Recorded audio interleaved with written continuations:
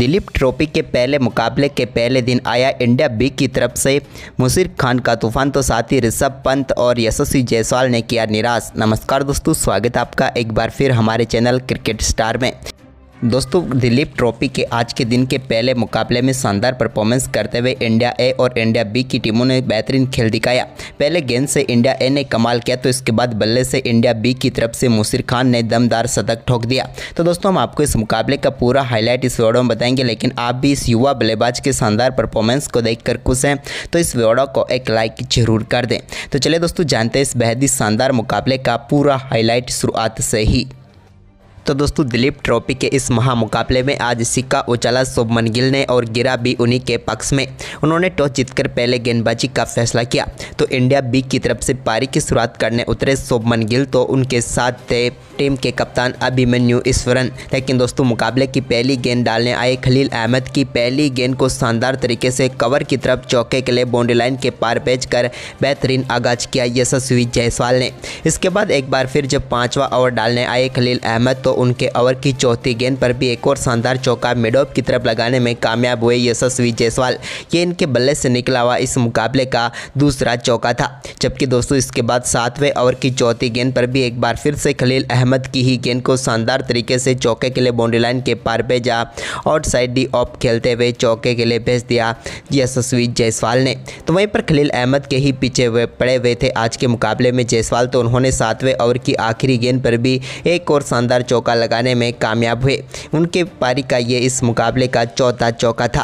तो वहीं पर इसके बाद दोस्तों, अभिमन्यु ईश्वरन के बल्ले से पहला चौका 13वें ओवर की चौथी गेंद पर देखने को मिला, जब उन्होंने फाइन लेग की तरफ गेंद को चौके के लिए बाउंड्री लाइन के पार भेजा। लेकिन इसी ओवर की आखिरी गेंद पर आवेश खान की गेंद पर अभिमन्यु ईश्वरन बड़ा शॉट खेलना चाहते थे, लेकिन गेंद उनके बल्ले का बाहरी किनारा लेकर सीधे विकेट कीपर ध्रुव जुरेल के हाथों में गई। शानदार कैच पकड़ा यहाँ पर ध्रुव ने और पहली सफलता इंडिया ए टीम को मिल गई। यहाँ पर दोस्तों, अभिमन्यु ईश्वरन 42 गेंदों पर 13 रनों की पारी खेलकर पेविलियन लौटे।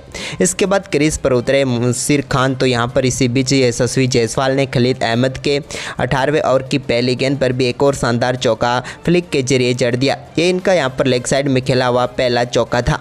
तो इसके बाद दोस्तों, 20वें ओवर की तीसरी गेंद पर भी यशस्वी जायसवाल ने एक और शानदार शॉट खेला और इस बार भी फ्लिक के जरिए मिड विकेट की तरफ एक और शानदार चौका जड़ा। लेकिन इसके बाद खलील अहमद ने 22वें ओवर की पहली गेंद पर यशस्वी जायसवाल को सब्स्टिट्यूट फील्डर शाश्वत रावत के हाथों कैच कराकर पेविलियन भेजा। यशस्वी जायसवाल ने 59 गेंदों का सामना किया और 30 रन बनाकर पेविलियन लौटे। तो वहीं पर इसके बाद क्रीज पर उतरे सरफराज खान ने आते ही 22वें ओवर की आखिरी गेंद पर एक और चौका खलील अहमद की गेंद पर जड़ दिया।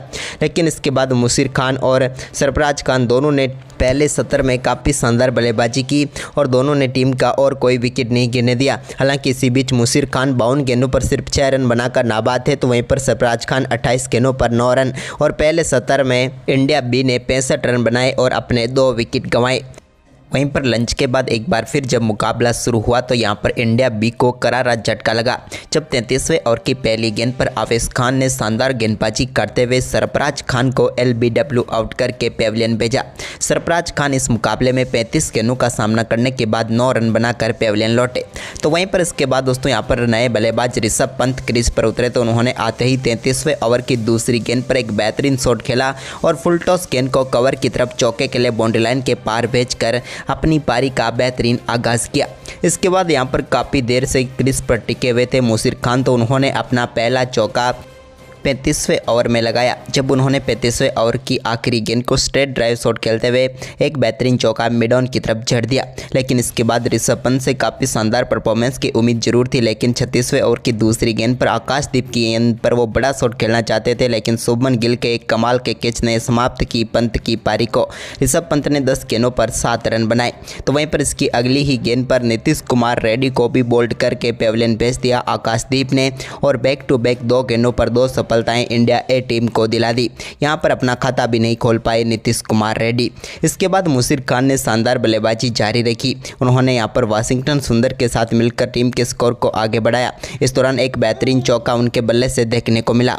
तो इसके बाद कुलदीप यादव की गेंद पर भी उन्होंने एक बार फिर से गेंद को चौके के लिए बाउंड्री लाइन के पार भेजा। हालांकि उनके बल्ले का एज लगकर गेंद चौके के लिए गई, लेकिन इसके बाद दोस्तों यहाँ पर 40वें ओवर की 5वीं गेंद पर मुशीर खान एक और सामने की तरफ शॉट खेला, लेकिन यहाँ पर आकाशदीप के पैर के लगकर गेंद सीधे स्टंप पर जा लगी और वाशिंगटन सुंदर जो कि क्रीज से बाहर थे वो अपना विकेट गंवा बैठे। वाशिंगटन सुंदर ने 13 गेंदों का सामना किया और शून्य पर ही चलते बने। इसके बाद दोस्तों यहाँ पर 44वें ओवर की 5वीं गेंद पर साई किशोर को भी खलील अहमद ने स्लिप में केएल राहुल के हाथों कैच कराकर पेविलियन भेज दिया।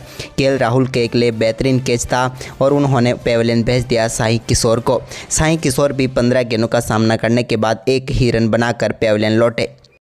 इसके बाद मुशीर खान ने अपनी शानदार बल्लेबाजी जारी रखी और 49वें ओवर की दूसरी गेंद पर भी एक शानदार चौका उन्होंने जड़ दिया कुलदीप यादव की गेंद पर। तो इसके बाद 51वां ओवर डालने आए कुलदीप यादव के ओवर में एक बार फिर से शानदार तरीके से शॉट खेला उन्होंने और यहाँ पर लेग साइड में एक और शानदार चौका उनके बल्ले से देखने को मिला।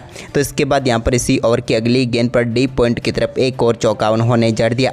इसके बाद यहाँ पर 52वें ओवर की चौथी गेंद पर सिंगल के साथ मुशीर खान ने शानदार बल्लेबाजी करते हुए अपना बेहतरीन अर्धशतक पूरा कर लिया और टीम के लिए महत्वपूर्ण पारी खेल डाली। लेकिन इसके बाद यहां पर चाय काल के समय तक इंडिया बी ने 54 ओवर में 124 रन बना लिए थे 7 विकेट के नुकसान पर।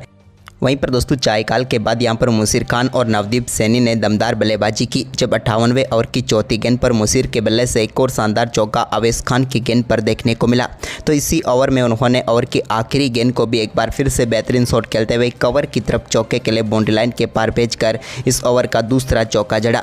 तो वहीं पर इसके बाद 67वां ओवर डालने आए कुलदीप यादव की पहली गेंद पर एक और बड़ा शॉट सामने की तरफ खेलने में कामयाब हुए मुशीर खान और एक और शानदार चौके के साथ ही नवदीप सैनी के साथ मिलकर बेहतरीन 50 रनों की पार्टनरशिप पूरी कर डाली। तो वहीं पर नवदीप सैनी भी काफ़ी देर से शांत थे, तो उन्होंने भी 68वें ओवर की आखिरी गेंद पर एक शानदार चौका जड़ दिया। तो इसके बाद दोस्तों यहाँ पर इस मुकाबले का पहला छक्का 69वें ओवर की पहली गेंद पर देखने को मिला, जब तनुष कोटियान की गेंद पर मुशीर खान ने स्टेप डाउन करते हुए गेंद को बेहतरीन तरीके से छक्के के लिए बाउंड्री लाइन के पार भेज दिया। तो वहीं पर इसी ओवर की चौथी गेंद पर भी एक बार फिर से बड़ा शॉट खेलने में वो कामयाब हुए, लेकिन इस बार गेंद को मिड विकेट के ऊपर से छक्के के लिए बाउंड्री लाइन के पार भेजकर एक ही ओवर में 2 बेहतरीन छक्के यहां पर जड़ दिए मुशीर खान ने। तो इसके बाद नवदीप सैनी ने 70वें ओवर की आखिरी गेंद पर एक और बड़ा शॉट कुलदीप यादव की गेंद पर खेला और इस बार गेंद को लॉन्ग ऑफ के ऊपर से छक्के के लिए बाउंड्री लाइन के पार भेज दिया। वहीं पर अब दोस्तों शानदार बल्लेबाजी के साथ जारी थी। इसी बीच 73वें ओवर की आखिरी गेंद पर नवदीप सैनी ने एक और बड़ा शॉट खेला और मिड विकेट की तरफ चौके के लिए गेंद को बाउंड्री लाइन के पार भेजा। तो वहीं पर धीरे धीरे अब मुशीर खान अपने शतक की तरफ बढ़ रहे थे। उन्होंने 74वें ओवर की आखिरी गेंद पर कुलदीप की गेंद पर सिंगल के साथ ही दमदार बल्लेबाजी करते हुए दिलीप ट्रॉफी के अपने पहले ही मुकाबले में शानदार शतक ठोक दिया। दमदार बल्लेबाजी करते हुए इन्होंने 203 गेंदों पर अपना शतक पूरा किया और टीम के लिए मुश्किल स्थिति में बेहतरीन पारी खेल डाली और टीम को मुश्किल स्थिति से उबारते हुए नवदीप सैनी के साथ शानदार शतकीय साझेदारी कर ली। वहीं पर इसके बाद दोस्तों आज पहले दिन का खेल समाप्त होने तक इंडिया बी ने 79 ओवर में 202 रन बना लिए 7 विकेट के नुकसान पर। मुशीर खान 105 रन बनाकर नाबाद थे। तो दोस्तों ये मुकाबला आपको कैसा लगा हमें कमेंट में जरूर बताएं।